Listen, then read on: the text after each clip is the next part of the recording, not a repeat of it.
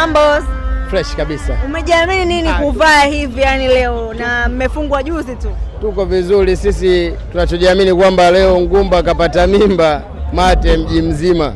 Kwa hiyo tumejiamini kwa kuja kwamba Wanayanga huaga tuna pressure na timu zetu na timu yetu na hatuna pressure na dabi. Dabi tunajua kuna mambo mawili, kuna kushinda na kusale.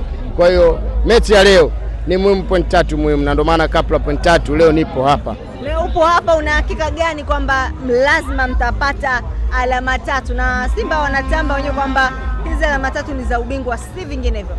Simba akipata alama 3 mbele zangu azitie upala. Leo ni ahadi tu mnatoa. Ni mwendo wa ahadi, na ninachokuambia kwamba tuna uhakika 99% na iacha moja, kwa sababu ndo kuachia hao. Hapa Isamuyo hapa tunaenda kutoa matokeo ambayo ni mazuri, ambao wao hawakutegemea. Kutoka na mechi tuliyopoteza Zanzibar imetuumiza na imetufikirisha pakubwa sana, hasa kama Wanayanga tulikuwa hatujazoea, na tumewapiga mara 6 mfululizo. Ile ilikuwa rekodi ya mara 7.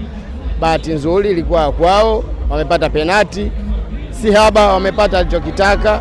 Ila kwa sasa hivi sisi tunaamini hapa tunakuja kushinda, japokuwa mpira ulikuwa udundi. Nadhani umeliona lijua umetoka wapi? Umeliona lijua? Kulikuwa na mvua, lakini tumeleta jua kwamba mpira utadunda hapa. Wao wanataka mpira usidunde, ila mpira utadunda na tutapiga. Labda tukishindwa mechi hii, labda tushindwe, labda pe kadi nyekundu. Nani? Msukuma. Wewe Msukuma ni nani? Damalo.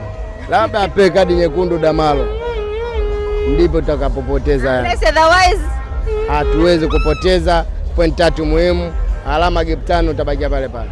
Unaambia nini watani zako leo? Mimi ninachowaambia waje vizuri, usafiri upo wa bajaji ule kule. Atakayekuwa ameishiwa nauli kabisa aje nimpeleke nyumbani. Tampa lifti. Tukutane baada ya dakika 90. Nakwambiaje, Yanga bingwa.